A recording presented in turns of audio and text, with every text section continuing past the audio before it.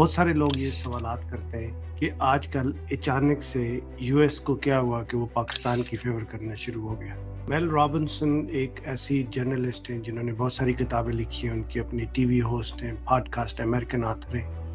انہوں نے اپنی پوڈ کاسٹ میں بتایا، اور جنرلی جتنے بھی پاکستان کے اندر جو پڑھے لکھے لوگ ہیں، دانشور ہیں، ان بائسڈ قسم کے جتنے بھی دانشور جن کو آپ سمجھا جاتا ہے، ان کی رپورٹس بھی یہی بتاتی ہیں۔ اور دنیا میں ایک مصمم پرنسپل بھی ہے کہ ممالک کے اندر، کنٹریز کے اندر انٹرسٹس ہوتے ہیں، ان کے مفادات ہوتے ہیں، نہ کہ دوستیاں،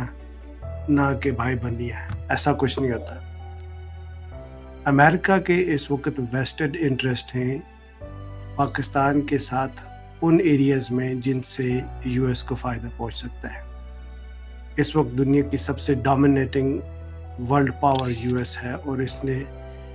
جتنے بھی دنیا بھر میں ہاٹ سپاٹ ہیں وہاں پہ اپنی نظر رکھنی ہوتی ہے۔ اور اگر آپ پاکستان کو دیکھیں تو وہ جغرافیکلی ایک ایسی جگہ پہ موجود ہے جہاں پہ ایک سائڈ پہ انڈیا ہے، چائنا ہے، افغانستان ہے، اور ساتھ میں ایران ہے۔ اور انڈیا، جو ہم اس وقت سمجھ رہے ہیں کہ یو ایس کے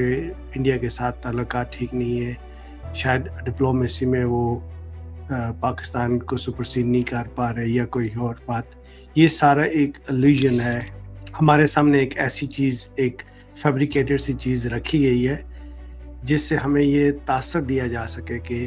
یو ایس پاکستان کے ساتھ ہے، حالانکہ پاکستان کے ساتھ اس کا ایک ٹرانزیکشنل ریلیشن شپ ہے۔ پاکستان کی جغرافیکل سچویشن ایسی ہے کہ یو ایس کو ایکسس چاہیے افغانستان پہ نظر رکھنے کے لیے، ایران پہ، اور خاص طور پہ چائنا پہ، کیونکہ چائنا اس وقت رائزنگ پاور ہے دنیا کی۔ اور آبویسلی جب بھی آپ کو کھٹکا ہوتا ہے کہ آپ کی پاور کو، آپ کی چودراہٹ کو کسی بھی طرف سے کوئی نقصان پہنچا سکتا ہے یا اس کو اوورٹیک کر سکتا ہے، تو آپ ہر قسم کی کوشش کر کے اس کو انڈو کرتے ہیں۔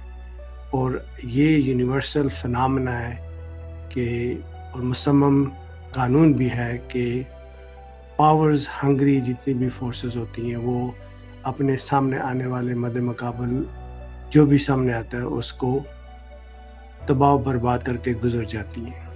پاکستان میں اس وقت human rights violation, unconstitutional activities,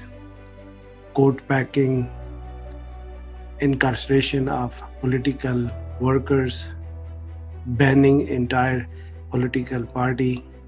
80-90% P T I کی اپروول، پبلک، ساری چیزیں ایک طرف رکھ دیں، لیکن چونکہ ایک شخص پاور میں رہ کے اس کے ساتھ بات کرنا یو ایس کے لیے آسان ہے، تو یو ایس میں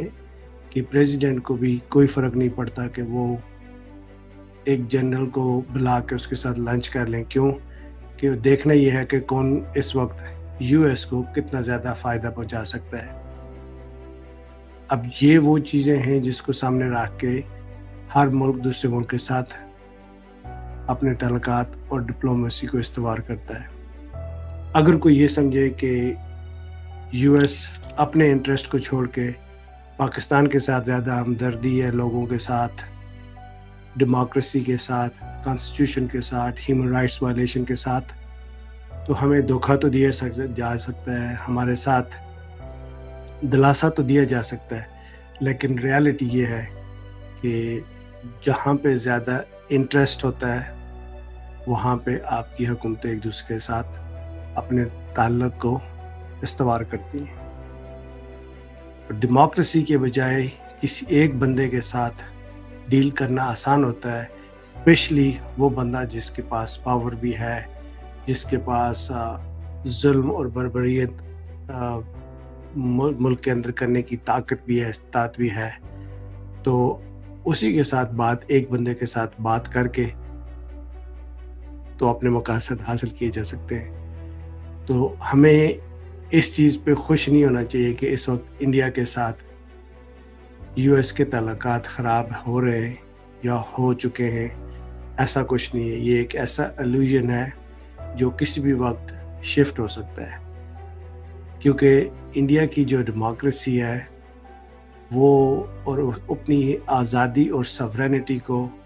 बहुत हाई लेवल पे अपहोल्ड करते हैं। उनको कोई भी हुक्म अगर यूएस देता है तो वो उसको एज इज़ नहीं मानते जिस तरीके से पाकिस्तान में मान लिया जाता है। दोनों में फ़र्क इतना है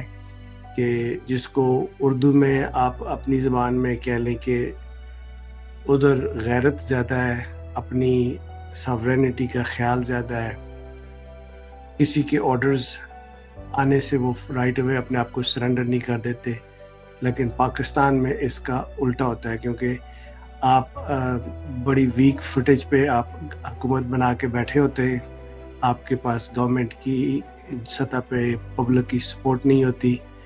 आपने करप्शन में हर जगह पे अपने लूप होल छोड़े होते हैं, जिसकी वजह से यूएस आपको डिक्टेट करता है और एक अंडर सेक्रेटरी लेवल का बंदा भी जाके आपको अपनी एक सबसर्विएंट कंट्री के तौर पे, बेसिकली एक कॉलोनी के तौर पे आपको इस्तेमाल करता है। इसी तरीके से अगर आप कश्मीर को देख लें तो कश्मीर भी एक ऐसी बार्गेनिंग चिप है जिसको जब चाहे जिस वक्त चाहे यूएस इस्तेमाल कर सकता है। और इसमें जो भी राइवल पार्टीज़ हैं यूएस के सामने, अगर आप पाकिस्तान को देख लें या इंडिया को देख लें, तो उस वक्त तक ये कश्मीर का इशू सॉल्व नहीं होंगे जब तक इस इशू को इस्तेमाल करके अपने मकासद जो कि इंटरेस्ट बेस्ड होंगे यूएस के पर्सनल इंटरेस्ट के लिए, national interest of the US,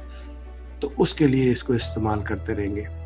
इस सारी बात करने का मकसद ये है कि यूएस समझता है कि पाकिस्तानी डम नहीं है और यूएस भी डम नहीं है, लेकिन यूएस ये समझता है कि कौन इनके इंटरेस्ट को प्रोटेक्ट करने के लिए ज़्यादा काम कर सकता है। तो इस वक्त ज़ाहिर है जो इंडिविजुअल इस वक्त फील्ड मार्शल सबसे ज़्यादा परफॉर्म कर सकता है। सो बेसिकली जो फील्ड मार्शल, उसको आप यूँ समझ लें कि वो यूएस के एम्प्लॉय के तौर पे काम करता है, उसको जो भी हुक्म यहाँ से जाएगा वो बजा ले आएगा उसको। तो हमें या पीटीआई को या कश्मीरियों को किसी खुशफहमी में नहीं रहना चाहिए कि कोई हमदर्द उठेगा और वो आके अवाम के मसाइल हल कर देगा। हाँ, ये ज़रूर हो सकता है कि अगर अवाम मिलियंस के हिसाब से खड़ी हो जाए और अपने हकूक़ के लिए इस हद तक मजबूर कर दे कि कोई उनका प्रेशर ना बर्दाश्त कर सके, तो हालात ठीक हो सकते हैं। तो ये वो वजह है कि हम इस वक्त देखते हैं कि all of a sudden US के पाकिस्तान के साथ इतने अच्छे ताल्लुकात कैसे हो गए, जबकि यूएस हमेशा प्रमोट करता है कि डेमोक्रेसी, ह्यूमन राइट्स। और आपने देखा होगा जब से ये पीडीएम रजीम आया या जब से ये फ़ौजी हुकूमत आई है पाकिस्तान के अंदर, ना आपको औरत मार्च होता नज़र आएगा, ना आपको तहरीक लब्बैक वाले उछलते कूदते नज़र आएंगे, ना फजल रहमान की पार्टी उछलती कूदती नज़र आएगी, क्योंकि ये सारे वो मोरे हैं जिसको इस्तेमाल किया जाता है। तो ये interest based, country to country interest based relationship होती है। जब तक आपको फ़ायदा मिलता रहेगा, आप बगैर आर्गूमेंट किए उनकी बातों को मानते रहेंगे, तो आप अच्छे बच्चे बन के रहेंगे। और जब आपने आगे से आंखें दिखाई तो आपको फिर जेल में डाल दिया जाएगा। अस्सलाम वालेकुम रहमतुल्लाह।